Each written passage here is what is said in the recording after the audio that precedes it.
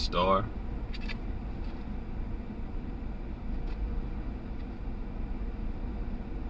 That's the angel coming to someone in prayer. When the light was extinguished, she covered me warm, and she prayed to the angels to keep me from harm, to the queen of the angels to shield me from harm. Lots of spiritual protection at this time. And you know, that spiritual protection becomes necessary because there's a lot of spiritual warfare going on right now. Like, you know, you may kind of be giving the side eye to the people who are around you, but it's really a time when you shouldn't worry so much, because you know you do have this spiritual protection. The angels are here to guide you and protect you. You really should be listening to, you know, listening to that guidance. So you should be trying to be more in tune to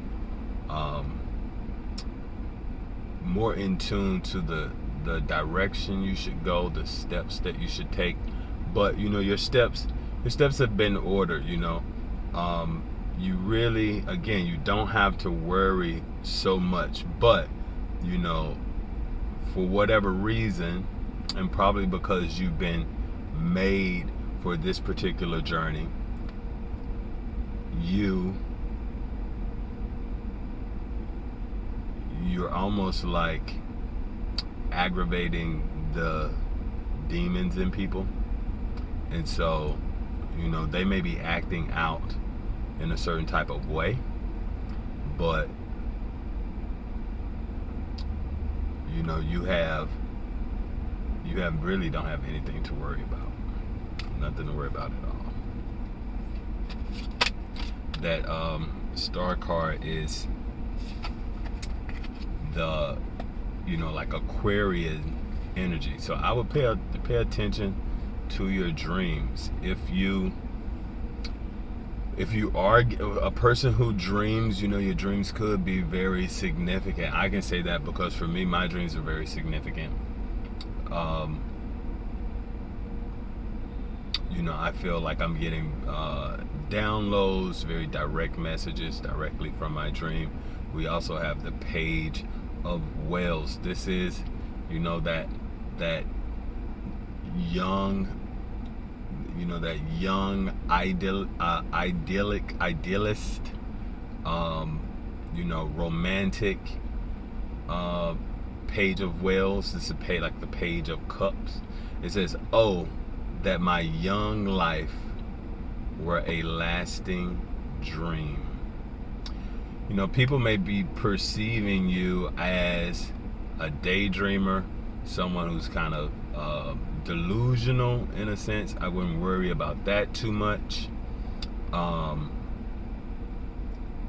You know, because it's like, you see this kind of scary thing behind him, but he's not really paying attention to it. And that may very well be the case, that there's a lot of scary stuff kind of happening around you, but you don't have to pay attention to that so much, because that's the distract. Like, when you pay attention to it, you make it real in a sense. So it's really like, you know, you should be, you know, putting your focus on the things that you want, not like the negativity that, you know, surrounds you, you know, and it makes that boogie monster kind of, you know, unimportant. In my young life, you know, maybe you're perceived as immature, but it could also be that, you know, it could also be the announcement of a new love, because pages usually make an announcement.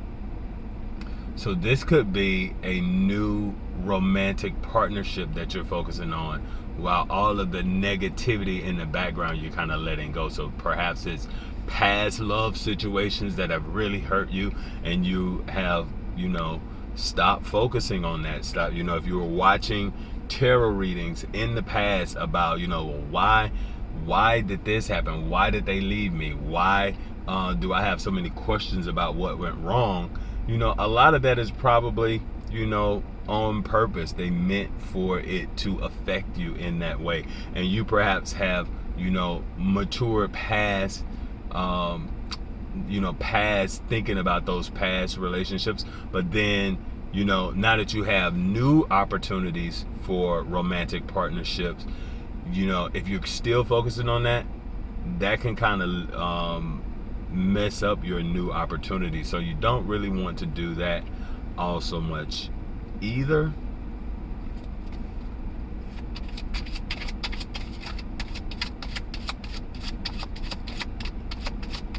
That page of Wells could be a water sign, so perhaps you have a water sign moon, Pisces, Scorpio, or Cancer.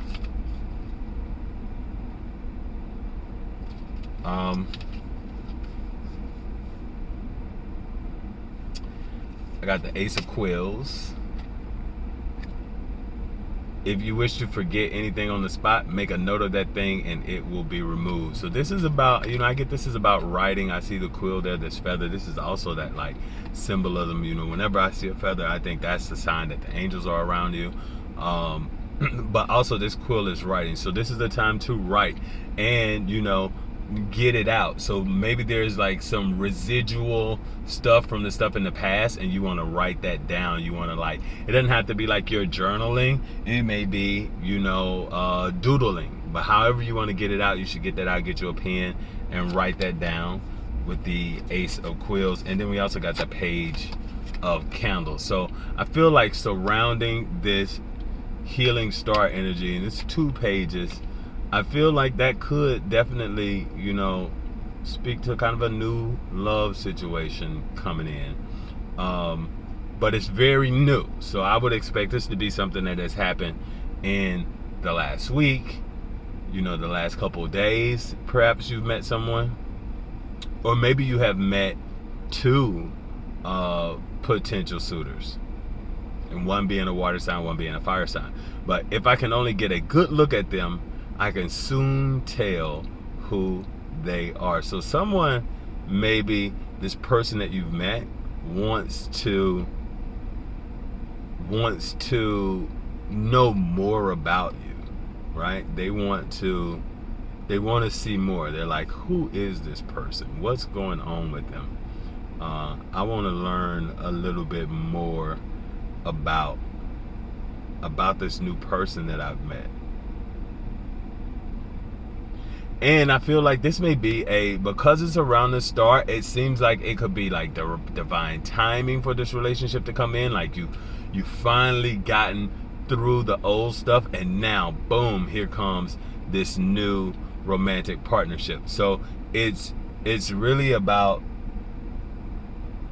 I don't know, this is giving me 2, like, if you have a picture of that person, like, there's something very telling about them, like they may remind you of someone else. You may, it may not be what they're telling you, but you can look at them and you get the vibes of like, oh, this is like somebody I knew before, or somebody famous. Maybe they look like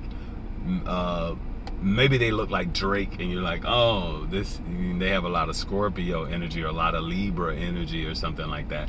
But it's really giving me these vibes of, you want to take a good look at this person and you can soon tell me who they are. And behind that was the King of Wells. So it says, I was never really insane except upon occasion when my heart was touched.